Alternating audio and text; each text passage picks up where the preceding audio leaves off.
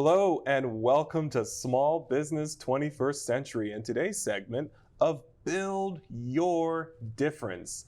I'm your host, Pierre Walters, and I have a special guest for you today. She is one of the co-founders of Sage Solutions GTM LLC, as well as a producer of our show, Miss Tia Young. Tia is joining me today for a special discussion on marketing mayhem. Thank you, Tia. Welcome to the show. Thank you for having me. It is my pleasure. I want to say thank you so much because you have really worked to gather some interesting questions that our viewers as well as our associates have been asking about marketing. Yes. Could you go ahead and lead me into it? Okay, certainly. First question. How can I identify my target market, target audience, and what methods should I use to reach them effectively?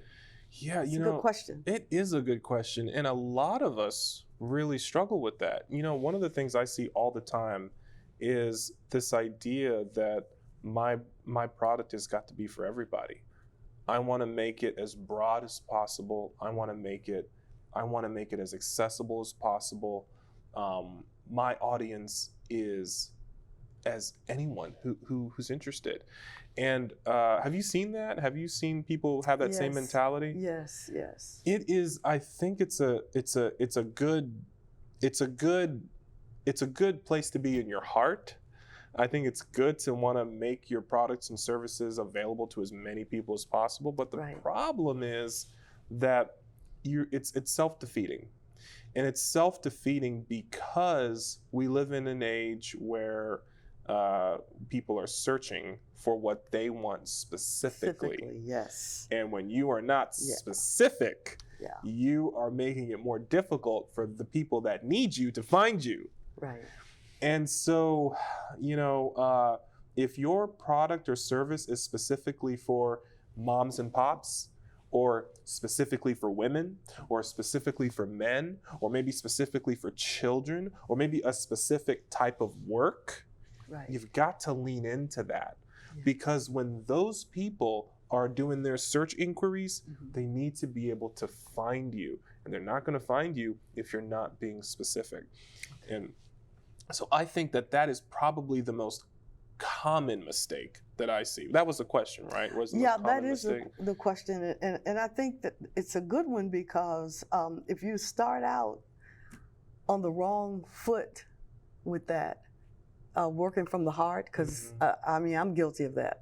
A lot of my initial efforts were from the heart. And down the line, that didn't always work out. Yeah. And I had to back up. And when you have to back up, then you have to spend money to fix what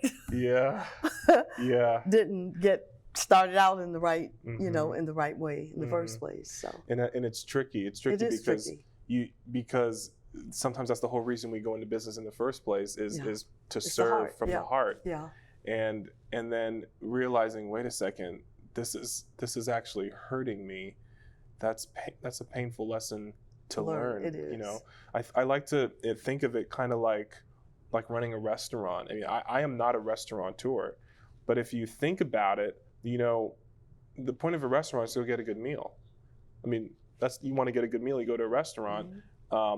And I know many people who have gotten into or who have the desire to launch their own restaurant because they want to perhaps provide food to a particular, maybe a market, or they want to make food more accessible, whatever the case may be.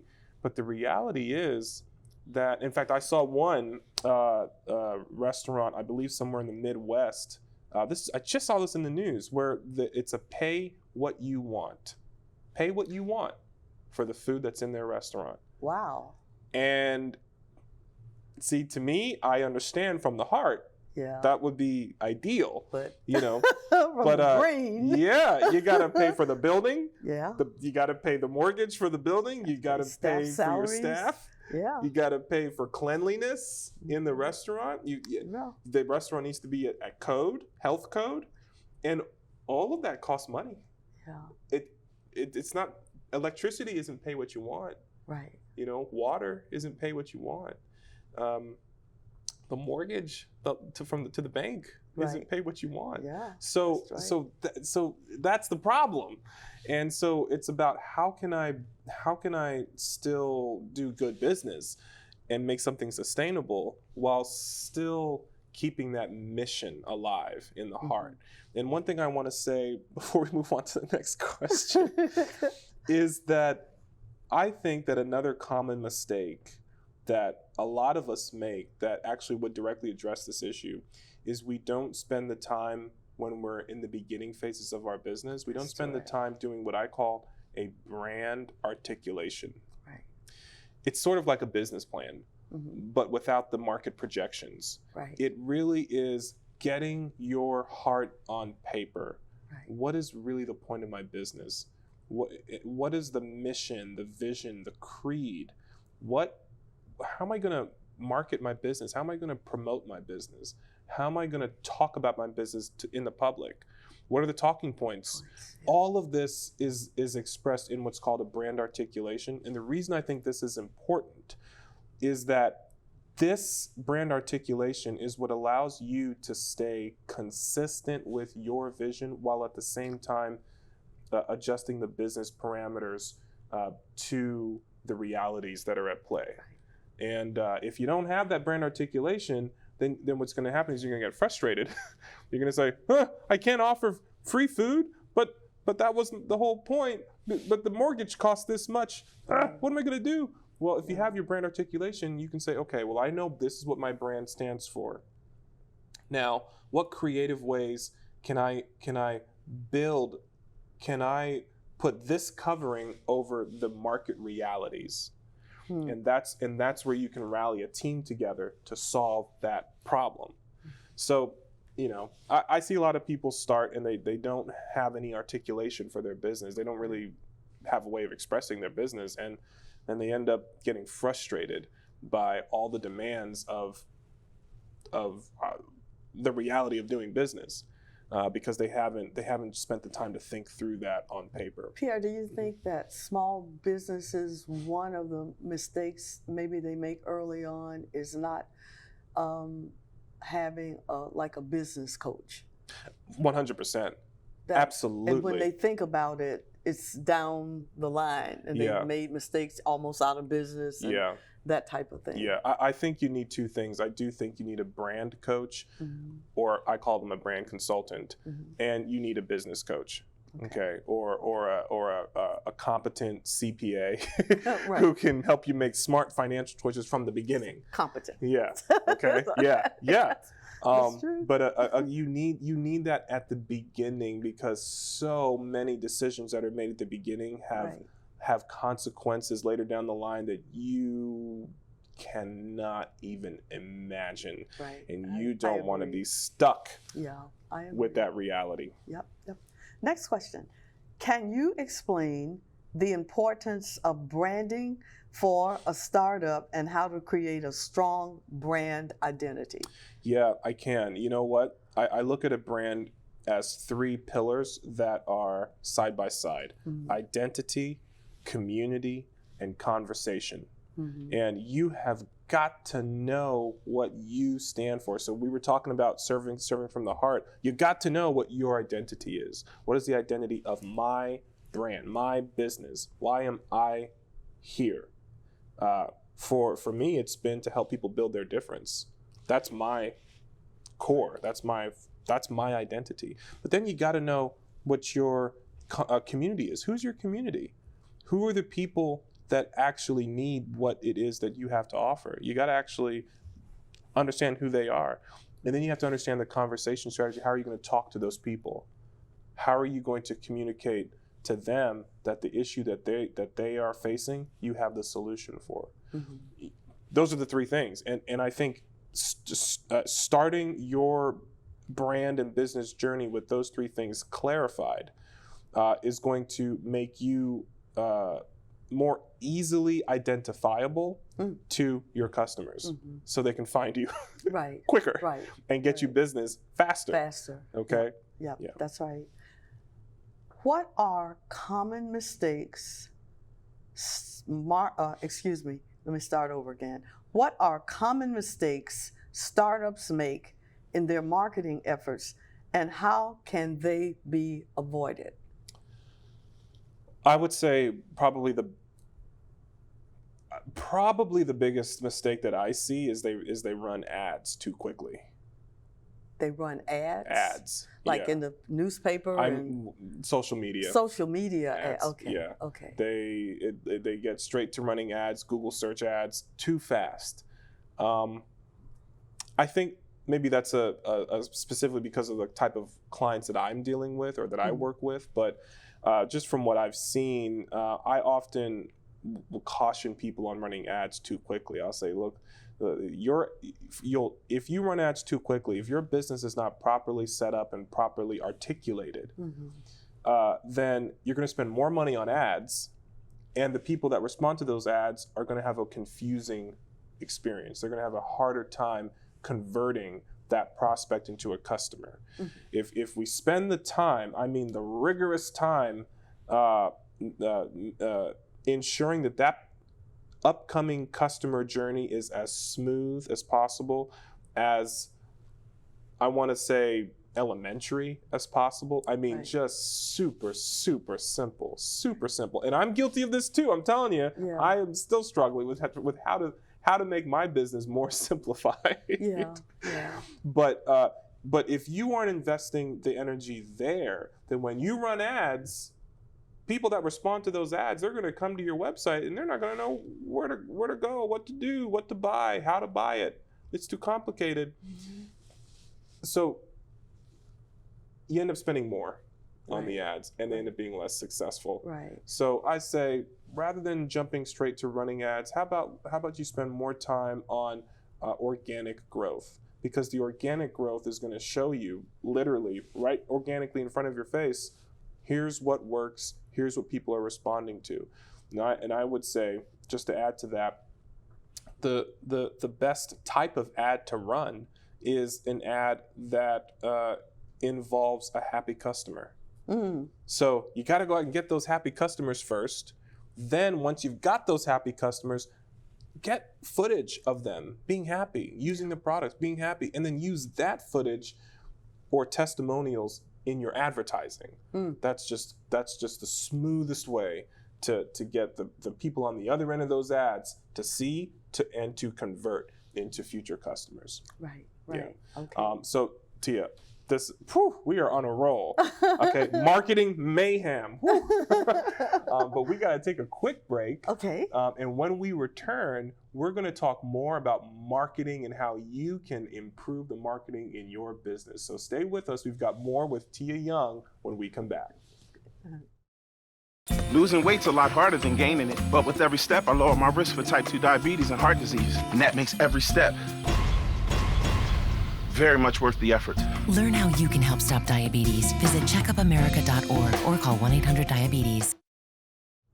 And welcome back. You are watching Small Business 21st Century, and today's segment of Build Your Difference with my special guest, the co-founder of Sage Solutions GTM LLC and producer of our show, Miss Tia Young.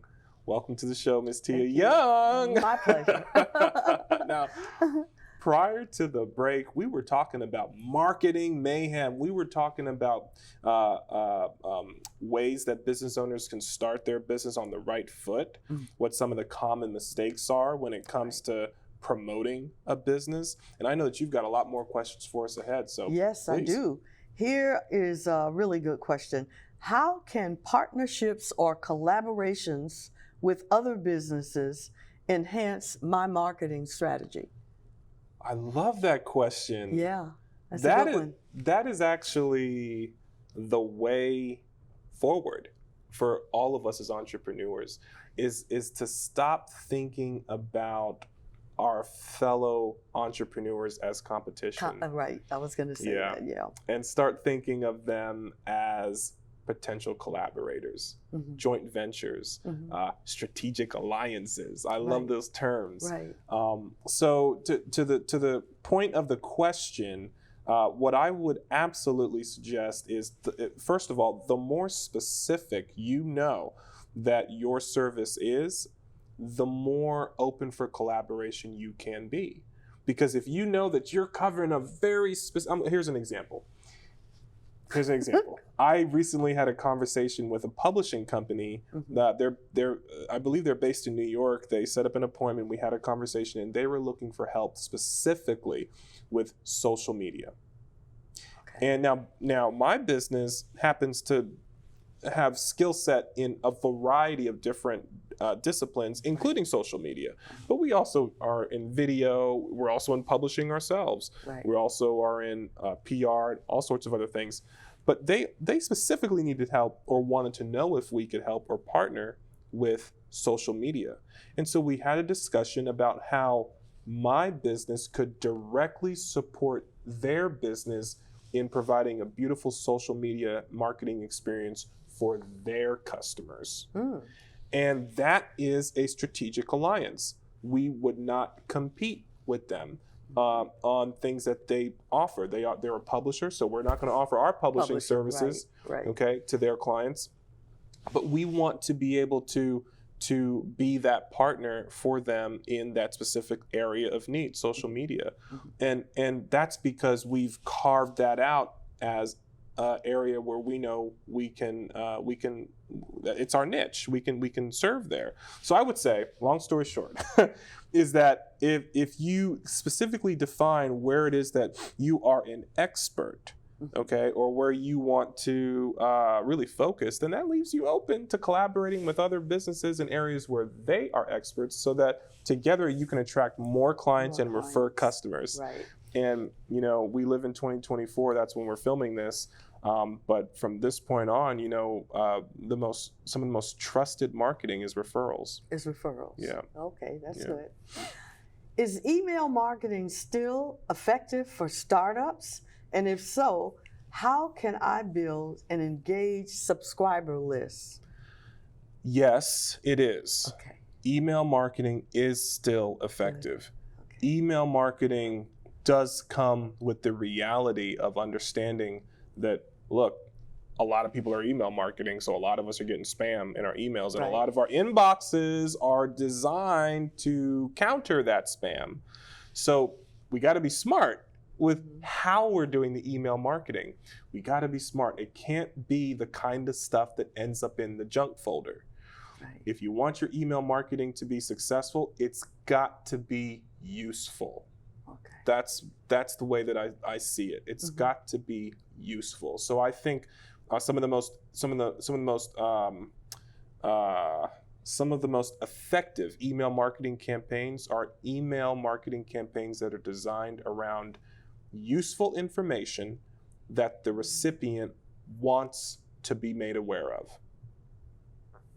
And useful information. Okay. Useful information that the recipient wants to be made aware of. Okay.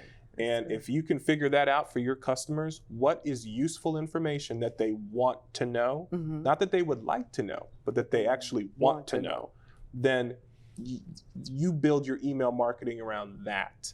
Okay. And if you become a trusted source, then that recipient will patronize your business in other ways. Right. What was the second part to that question?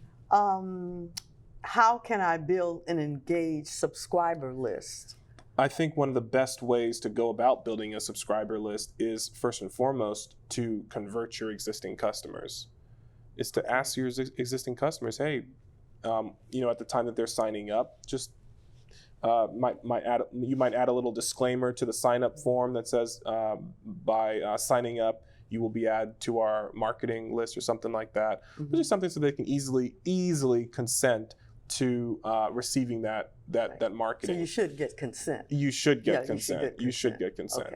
Okay. And you can design your contracts so that just by doing business with you, you're automatically implying consent to receive this email communication. Okay. But always provide the opportunity for them to opt out if they don't want it.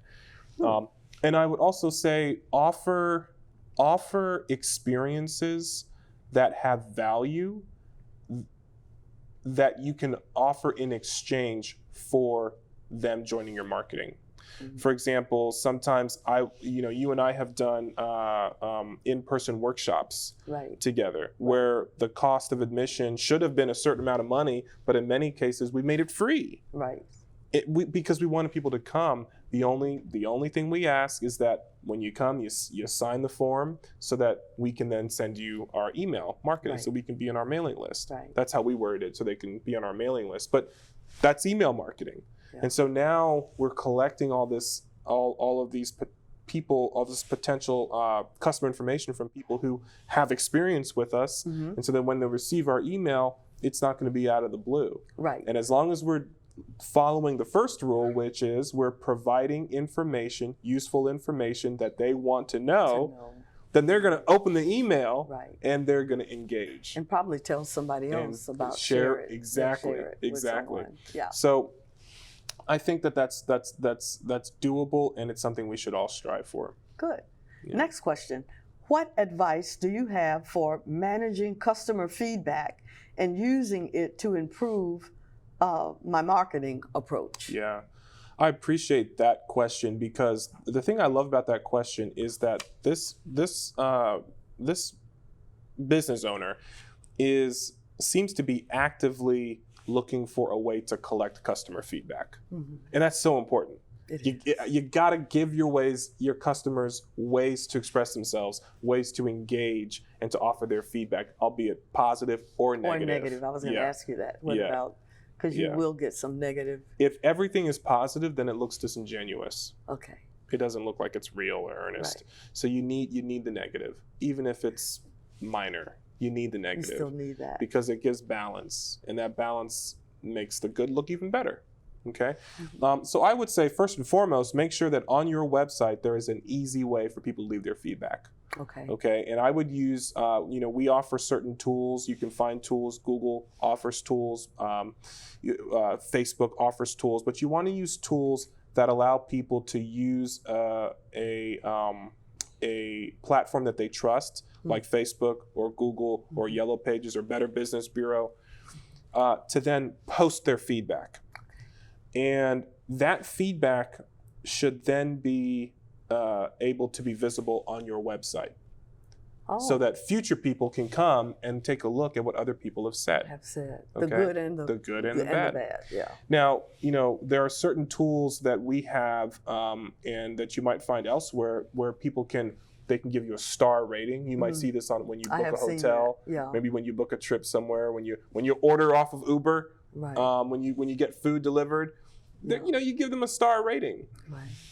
You should have something like that on your website, whether it's for each individual product or just for the whole experience as a whole, so that your customer can leave written feedback as well as a star rating feedback. Right. This allows us on the back end of your website to filter that feedback, so that anything that's 4 to 5 stars, let's say it's 4 out of 5 stars or 5 out of 5 stars, those reviews can get posted immediately. Anything that's less than that might need to go through an approval process, which means that when the review comes in, you might get a notification, and you just might need to check that review out, respond to it, and decide if you want to post it. If you want to post it. Yeah. I would say you should, but you have that filter just in case. And the last thing I'll say about reviews specifically is that it's very important to respond to them. Respond to the reviews. So that can be overwhelming when you're getting hundreds. You're reading my mail right now. 'Cause it's almost like you need a person assigned to do nothing but to respond back. And that's where AI comes in. Yeah. AI can be scary, but AI can also be helpful. Yeah, it is scary, and that's another show. Yeah, because I don't understand AI at all. We should talk about that on another show, because here's what to take away on this show is that AI can be a useful tool to respond to things like testimonials or feedback. We have systems where the AI can read the review for you and formulate a response tailored to that specific person's message. Hey, John, thank you so much for your incredible review. We appreciate you coming to our office. We know that You weren't happy with the wait time, but we appreciate you for sticking through, and we're so glad that you are our client. Mm-hmm. So the AI can write that. Okay. Now, you would still need to approve it before it gets posted. Yeah. So you would read it, approve it, click approve, and then it gets posted. But the AI took a lot of that hard work off of your plate. You just have to read the feedback, read the AI's feedback to the customer, make sure it's good, and click approve. Right. Getting that out there, though, makes the customer feel really good. It makes the customer feel like they've been seen. It makes them feel like you're engaging with them. And in most cases, it makes them want to become a repeat customer. Okay. So I guess we have time for one more very quick question. Okay, let's see. Let's try this one. What are the most effective, low-budget marketing strategies for a startup looking to gain visibility? Blogging. Blogging? Blogging. How so? and podcasting. Yeah. Yeah. Blogging, I think, is the easiest. Yeah. Look. Podcasting is easy? I would say podcasting is easy, yes. Okay. Yes, because I'm gonna challenge you to not think too hard about it. Okay? It doesn't have to be the best quality, it doesn't have to be the most amazing, it just has to be something. A blog can be one paragraph. You know, hope you have a wonderful 4th of July. Okay, here's what we're doing for the 4th of July. Here's a 10% coupon code. Happy 4th of July. Post that. That's a blog. Okay, do that every week. That makes a difference. You show up in the search engines, people come, they see the site's active, they see the business is active, and they want to engage. It's an incredible, incredible tool. And everybody can do it, and it's free. So there you go. I want to thank you so much, Tia, for these incredible questions. Yeah. Oh, wow. So it is that time again. And if you have any questions about today's segment, please see the information scrolling below. You've been watching Small Business 21st Century and today's segment of Build Your Difference. Thank you so much for watching, and make this week your best week ever.